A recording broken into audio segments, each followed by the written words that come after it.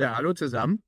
Heute wieder mal Neuigkeiten und es gibt wirklich große Neuigkeiten zur BRICS-Allianz, über die wir ja auch regelmäßig informieren. Zwei Staaten haben ja offiziell verkündet, der BRICS-Allianz beizutreten, Malaysia und Thailand. Und Malaysia sitzt bereits an den Antragsformularen. Übrigens, die Namen 20 weiterer Staaten sind auch schon durchgesickert, die sehr, sehr bald BRICS-Mitglieder sein könnten und wir nennen sie gleich hier auch noch im Video.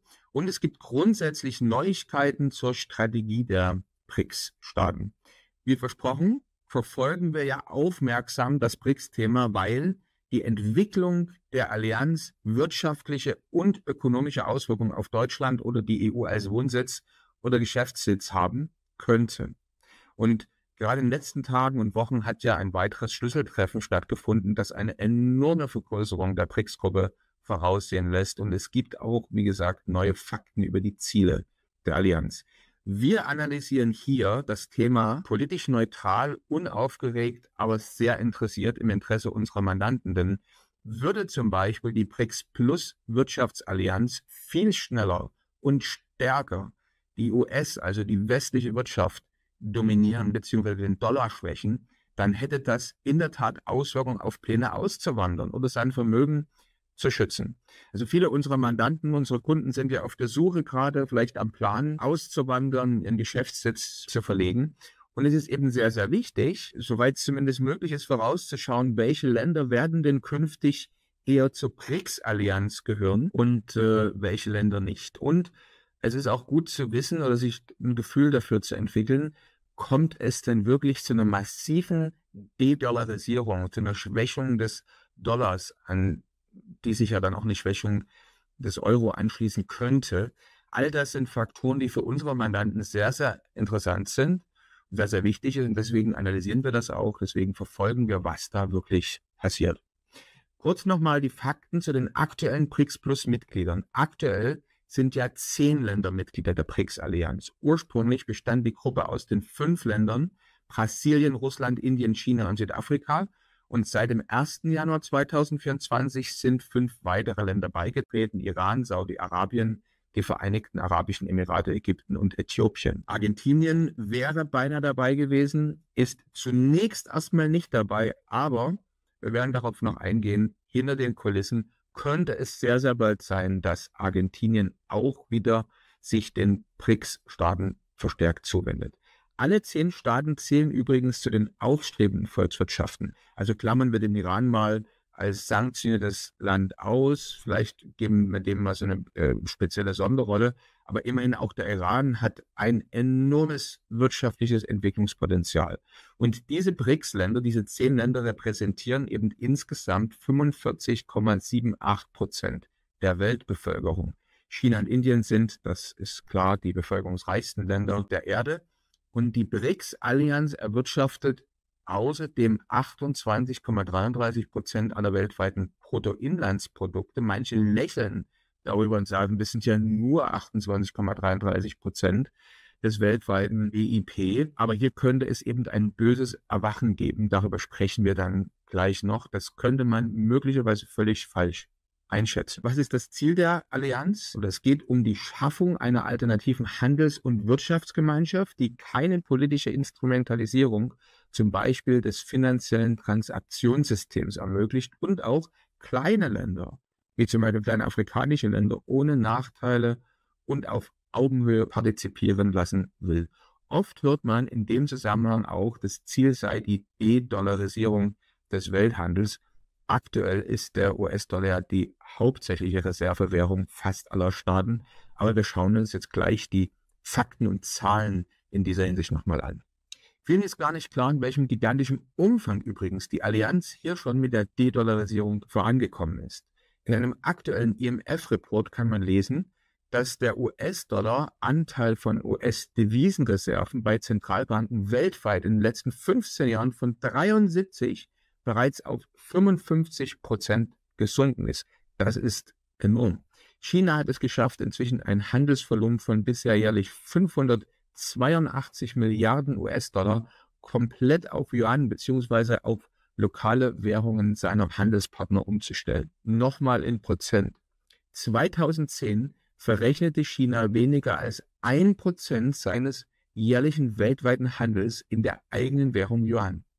Bis März 2024 hat China in einem rasanten Tempo seinen weltweiten Handel bereits zu 52,9% auf die eigene Währung umgestellt. Gleichzeitig stellen die BRICS-Staaten ihre US-Währungsreserven in größerem Umfang ab. China verkauft zum Beispiel allein im ersten Quartal 2024 53,3 Milliarden US-Bonds und erhöhte gleichzeitig die Goldreserven. In Brasilien wurde zum Beispiel die Industrial and Commercial Bank of China zugelassen als Yuan-Bank im Land Brasilien, was dazu führte, dass die zweitgrößte Währungsreserve der brasilianischen Staatsbank bereits der Yuan ist. Dann gibt es noch die Belt- und Road-Initiative Chinas. Und hier geht es ja darum, dass China zum Beispiel in verschiedenen Ländern anstelle von Bezahlung von Lieferungen in Form von Geld einfach dort sich entscheidet, Infrastrukturprojekte zu fördern, um eben seine Handelswege auszubauen. Diese Strategie führte eben dazu, dass man Länder strategisch langfristig an sich bindet und dann von deren späteren Wachstum, vor allem aber eben von den Handelswegen, zum Beispiel günstigen Hafenzugängen etc. oder Flughafenzugängen profitieren kann. Beispielsweise hat China während den US-Sanktionen auch im Iran unzählige Infrastrukturprojekte umgesetzt. Nicht nur China hat also mit aktuellen und künftigen BRICS-Partnern bereits Verträge für einen US-Dollar-freien Handel geschlossen. Auch alle BRICS-Staaten untereinander tun dies oder haben dies bereits getan. Das ist keine Theorie, sondern täglich wird bereits Handel und finanzielle Transaktionen durchgeführt, die nicht mehr über die SWIFT-Systeme laufen und nicht mehr in Dollar abgewickelt werden. Es ist auch kaum noch von einer BRICS-Währung übrigens in letzter Zeit die Rede, sondern davon, Handel über eine gemeinsame Bank in den lokalen Währungen der Partnerstaaten zu ermöglichen. Und auf die Vorteile von sogenannten Währungsswaps sind wir ja in einem anderen Video bereits eingegangen vor 2 Wochen. Eine Frage, die sich natürlich stellt, ist, warum bleiben die prophezeiten dramatischen Auswirkungen auf den Dollarkurs aus? Ja, vielleicht, wenn du dazu eine eigene Idee hast, schreib es doch gerne in die Kommentare. Was ist deine Meinung dazu? Da schauen wir uns zunächst nochmal die Fakten und Neuigkeiten der letzten Tage und Wochen im Überblick an und schauen uns auch mal die Wirtschaftsdaten der BRICS-Plus-Gruppe an.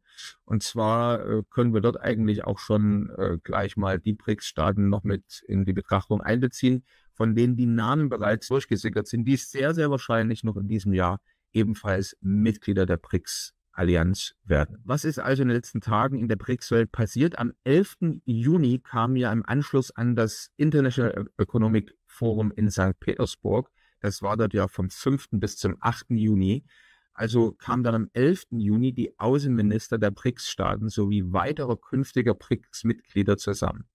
Das BRICS-Summit, also das Jahrestreffen, wird ja übrigens vom 22. bis 24. Oktober in Kasan stattfinden. Und wenn du dich darüber informieren möchtest, die Webseite hierzu heißt BRICS-Russia2024.ru /EN für Englisch und dort findest du alle aktuellen Informationen dazu. Das, was jetzt am 11. Juni allerdings in St. Petersburg stattfindet, könnte man schon als Schlüsselmeeting in diesem Jahr bezeichnen, den BRICS-Plan voranzubringen. Weitere Meetings sind übrigens geplant, auch vor dem jährlichen Treffen im Oktober. Die BRICS-Staaten gaben mir anlässlich dieser Tagung die Inbetriebnahme ihrer eigenen Zahlungsplattform mBRICS bekannt, die schneller, kostengünstiger und frei von politischer Instrumentalisierung sein soll. Und auch Saudi-Arabien hatte ja schon offiziell vorher mitgeteilt, dass Ölverkäufe über diese Plattform an BRICS-Länder stattfinden werden. In deutschsprachigen Medien war die Tagung der BRICS und auch der BRICS-Handelskammer übrigens am Rande des IEF in St. Petersburg nur eine Randnotiz und man hatte den Eindruck, das sei so eine kleine, unbedeutende Veranstaltung, irgendwie so ein Raum, in dem vielleicht ab und zu mal ein Vortrag stattfindet. Wenn man sich aber das Programm und übrigens auch die Ausstellungsflächen des Economic Forum in St. Petersburg anschaut und die Reden der Außenminister der BRICS-Staaten, zum Beispiel Naledi Pandor von Südafrika, anschaut, dann ist man leicht irritiert, denn das, was da in St. Petersburg stattfand und was die BRICS-Staaten davor haben, scheint einige Nummern größer zu sein, als man aufgrund kleiner Randnotizen in unseren Medien hier vermuten könnte. Was wurde beschlossen und was wurde besprochen? Zwei wichtige Themen. Also erstens die Strategie zur Erweiterung. Hier wurde unter anderem ein neuer Mitgliedsstatus oder eine neue Mitgliedschaftsoption ins Spiel gebracht. Und es sieht generell auch nach einer gewaltigen Erweiterung der BRICS-Plus-Gruppe aus. Und zweitens, das zweite Thema war eben die Umsetzung. Man hat viel über technische Details gesprochen und man staunt, wie weit die BRICS-Staaten hier gekommen sind. Kommen wir zuerst zum Punkt 1, Strategie zur Erweiterung. Es scheint also eine massive Erweiterung des BRICS-Bündnisses bevorzustehen. Von 22 Ländern sind schon die Namen durchgesickert. In der Zeitung Izvestia wurden diese Namen veröffentlicht und wir nennen die Länder jetzt hier gleich. Andere Quellen sprechen aber von mehr als 50 Staaten, die die Allianz bald umfassen soll. Vor wenigen Tagen trafen sich also die 10 Außenminister aller BRICS-Staaten in Russland zu Gesprächen und 12 weitere Staaten waren da schon mal dabei. Also 12 der möglichen 22 künftigen Mitglieder saßen davon am Tisch. Unter anderem übrigens auch noch eine interessante Person, die in St. Petersburg mit am Tisch saß. Das war der türkische Außenminister Herr Fidan. Allerdings könnte, wie gesagt, die Allianz nicht nur 22 neue Mitglieder sehr bald aufnehmen, sondern eben vielleicht insgesamt 50 Staaten umfassen. Denn man liest und hört ja, dass insgesamt 59 Staaten bereits ihr Interesse bekundet hätten, ebenfalls in das Bündnis aufgenommen zu werden. Und Malaysia und Thailand sind ja jetzt schon gesetzt. Davon konnte man diese Woche bereits lesen. Übrigens gingen ja immer wieder Gerüchte herum, dass Indien sich zurückziehen könnte. Allerdings sieht das aktuell überhaupt nicht danach aus. Einige waren ja geschockt übrigens, dass die Türkei sich ernsthaft für eine Mitgliedschaft interessiert und den türkischen Außenminister Fidan zur Tagung der BRICS-Außenminister als Gast nach Russland geschickt hat. Übrigens, einige Tage vorher war er bereits in China. Ja, oft wird von westlichen Medien argumentiert, dass diese Länder ja alle ein viel, viel geringeres BIP hätten. Leider ist dieses Argument aus meiner Sicht sehr oberflächlich überlegt, denn in Wirklichkeit ist ja interessant, welches Entwicklungspotenzial in den Ländern dieser Allianz steckt. Und hier gehen China und die anderen BRICS-Staaten eben einen anderen Weg in ihren Überlegungen oder in ihren langfristigen Zielen, denn die BRICS-Idee indiziert eben bewusst auch kleine wirtschaftsschwache Länder in dieses Staatenbündnis von Anfang an auf Augenhöhe und macht sich damit eigentlich auch interessant und wettbewerbsfähig. Und gerade für kleinere Länder, zum Beispiel aus Afrika, ist die Teilnahme am Handel über die BRICS-Zahlungsplattform M-Bridge eben sehr interessant, weil diese nicht mehr zwingend den Handel über Dollar voraussetzt, was für kleinere Länder oftmals sehr, sehr teuer ist, sondern eben diese kleinen Länder weiterhin ihre lokalen Währungen verwenden können. Aktuell läuft es auch so, dass überschüssiges Geld in vielen Ländern, wenn also über die BRICS-Plattform Handel getrieben wird, erstmal im Land liegen bleibt und nicht überwiesen wird und von dort aus, von der BRICS-Bank, in vielen Fällen auch als Aufbau- und Entwicklungshilfe in Form von Krediten verwendet wird. Und damit kommen künftig eben auch kleinere Länder viel unkomplizierter an lokale Kredite. Klar, die BRICS-Staaten machen das alles nicht aus reiner Menschenfreundlichkeit, sondern sie entwickeln sich, könnte man sagen, in Ländern neue Märkte. Ob das alles so funktionieren wird in der Zukunft, steht auf einem ganz anderen Blatt. Welche weiteren Länder könnten also bei BRICS-Mitglieder sein und was gibt es für eine neue Mitgliedschaftsoption? Zuerst mal soll es eben auch einen Beobachterstatus, also keine Vollmitgliedschaft geben. Da wurde zum Beispiel Palästina als mögliches Beobachtermitglied ins Spiel gebracht. Man muss abwarten, was hier für Rechte enthalten sein werden in diesem neuen Mitgliedsstatus. Jetzt zu den sehr wahrscheinlichen neuen Mitgliedern und den Zahlen dazu. Also Aserbaidschan, Bolivien, Honduras, Kuba, Kuwait, Marokko, Uganda, Tschad, Sri Lanka, die Republik Äquatorialguinea, Eritrea, Südsudan, Nigeria, Indonesien, Türkei, Pakistan, Senegal, Algerien, Bahrain, Bangladesch, Belarus, Kasachstan, Nicaragua, Syrien, Thailand, Venezuela, Vietnam und Zimbabwe. Das sind die Namen, die also durchgesickert sind.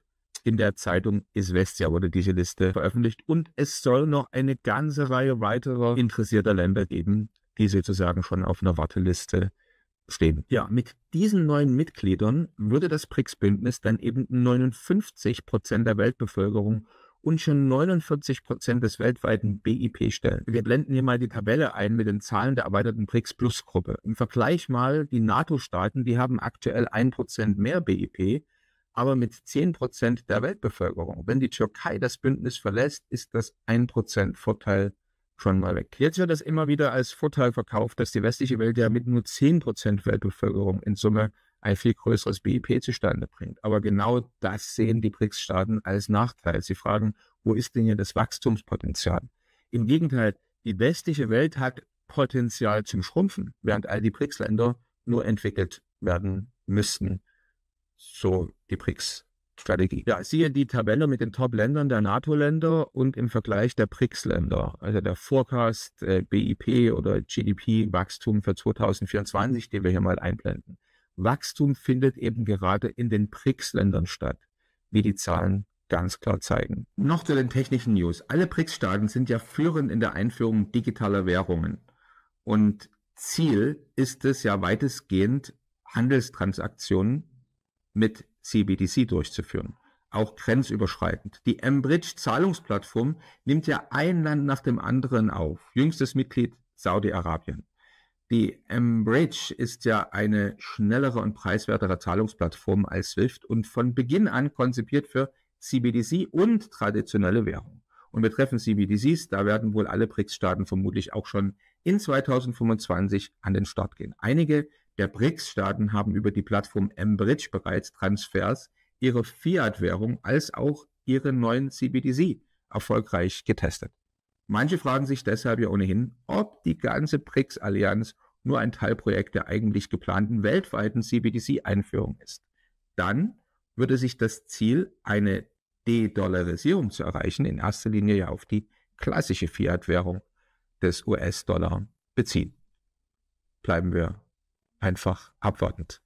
Bei diesen Fragen und Überlegungen ist sowieso die Grenze zur Verschwörungstheorie schnell überschritten. Was einfach nur heißen soll, man muss abwarten, was wirklich passiert. Und wer das will und kann, der kann sich natürlich im Vorfeld auf Eventualitäten einstellen. Besonders wer überlegt, auszuwandern und auf der Suche nach einem Wohnsitz oder Geschäftsstandort außerhalb von Deutschland ist, fragt sich ja, gibt es Länder, in die man auswandern kann und dort von möglichen negativen wirtschaftlichen Folgen verschont wird. Einige unserer Mandanten möchten beispielsweise auch gezielt in ein künftiges BRICS-Land auswandern. Andere befürchten zum Beispiel die Folgen einer De-Dollarisierung. Wir sind da noch skeptisch mit irgendwelchen Prognosen, aber sollte es kommen, so denken sie, wäre es gut, jetzt bereits Vermögen in andere sichere Assetklassen zu verschieben, zu tauschen. Und auch dazu gibt es ja bei uns zum Beispiel auf unseren Seminaren, auf unseren Webseiten einige Hinweise und Details zum Nachlesen. Aktuell wandern ja viele auch aus, weil sie für sich und ihre Kinder einer möglichen künftigen Wehrpflicht entgehen wollen. Manche überlegen sogar ihre Staatsbürgerschaft zu wechseln. Man muss sich natürlich im Klaren sein, dass es keine absolute Sicherheit gibt und man sollte solche Entscheidungen sehr überlegt treffen, weil es hat ja langfristige Auswirkungen auf die ganze Familie. Deswegen haben wir beispielsweise auch auf unserer Website immer wieder Hinweise und auch einige Videos veröffentlicht. Was läuft, wenn man zum Beispiel mit Kindern, mit schulpflichtigen Kindern in ein Land zum Beispiel nach Südamerika auswandert? Wie könnte das dann mit der Schulpflicht, mit Schulbesuchen weitergehen? Ist Homeschooling eine Sache oder ist Online-Schooling eine Alternative? Über all diese Themen informieren wir ja auf unseren Webseiten. Also wenn dich das Thema interessiert, findest du eine ganze Menge detaillierte Informationen und Videos zu Bedingungen, Anforderungen von Ländern, in die man auswandern kann und auch zu Staatsbürgerschaften, die man schnell erwerben kann.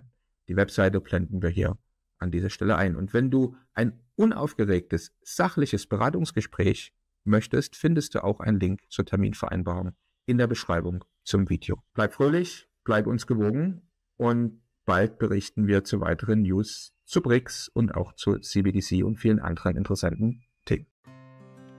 Bist du Unternehmer, Freiberufler oder Investor?